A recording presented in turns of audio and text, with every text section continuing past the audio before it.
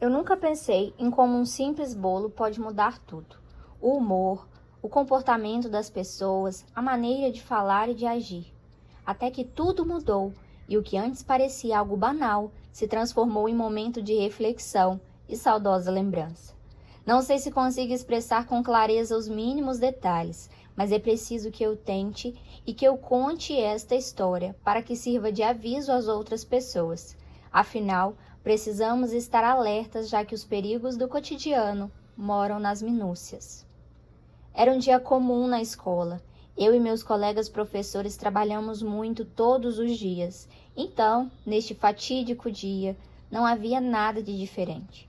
Tive uma aula seguida da outra e quando houve um momento de planejamento, precisei montar às pressas questões para a prova por área, que envolvia a minha matéria e outras 4. É claro que você poderia pensar que eu deveria ter feito isto em outro momento, e não às pressas. Afinal de contas, quem precisa dormir? Mas fato é que Sávio, o professor que montaria a prova, havia me cobrado as questões e eu não poderia deixar de enviá-las. Mas essa história não é sobre mim, é sobre ele. Aliás, sobre o bolo dele. Quando terminei a elaboração das questões, li tudo e vi que era bom. Fiz uma formatação prévia e enviei o arquivo. Suspirei aliviada. Em seguida pude respirar sem o peso da cobrança que antes pairava sobre a minha cabeça. Desci as escadas calmamente, como quem sonha com dias mais tranquilos. Cheguei à sala de convivência.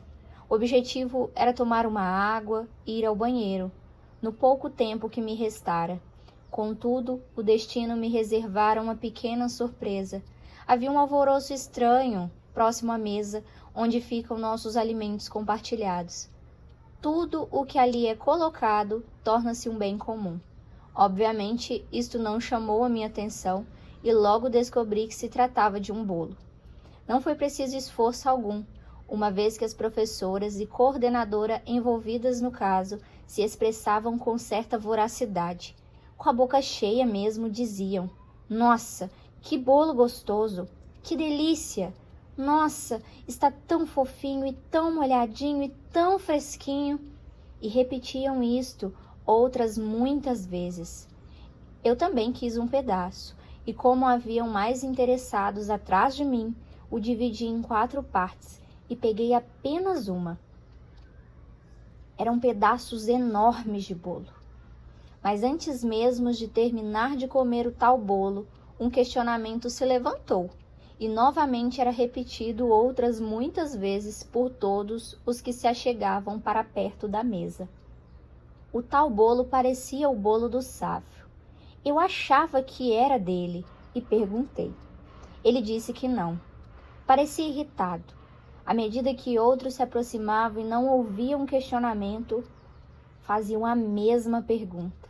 Sávio sem olhar, digitando freneticamente, como se sua vida dependesse disto, respondia que não. Consecutivamente não. Sávio permanecia digitando furiosamente, de maneira veloz. Sua cor havia mudado para um tom goiaba, e seus cabelos pareciam levemente desorganizados, o que para ele, um homem tão alinhado, não condizia. Seus ombros mostravam uma certa tensão incomum. Não achei que fosse o momento certo de perguntar o que havia acontecido para estar assim. Várias pessoas passaram por aquela sala, e eu não queria ser a mais inconveniente delas. E já que ninguém mencionou o estado incomum, aguardei o momento certo de falar. E o momento certo chegou. Talvez tenha demorado um pouco, mas o bolo finalmente acabou. Acabou tarde, eu diria. Finalmente, Sávio pôde voltar a digitar em paz. Eu retornei para a sala e ministrei a última aula do dia. Logo após, me dirigi direto para a sala de reunião. Todavia, nada tão simples. Enquanto eu estava lá, Sávio percebeu o que eu já desconfiava. O bolo misterioso era o bolo do Sávio. Com certo remorso, lembrou que perguntaram sobre o bolo mais cedo, mas sua mente havia pregado uma peça. Possuía a mais absoluta certeza de que tinha guardado seu bolo. Não guardou. Tinha certeza de que todos aqueles que perguntaram se o bolo era seu estavam enganados. Não estavam. Naquele dia, Sávio descobriu da pior maneira possível que seu bolo era especial. Afinal, não tinha glúten nem leite. Era feito de mandiocas fresquinhas e raladas à mão. Levava um pouco de coco e uma fina, cara e crocante camada de queijo parmesão.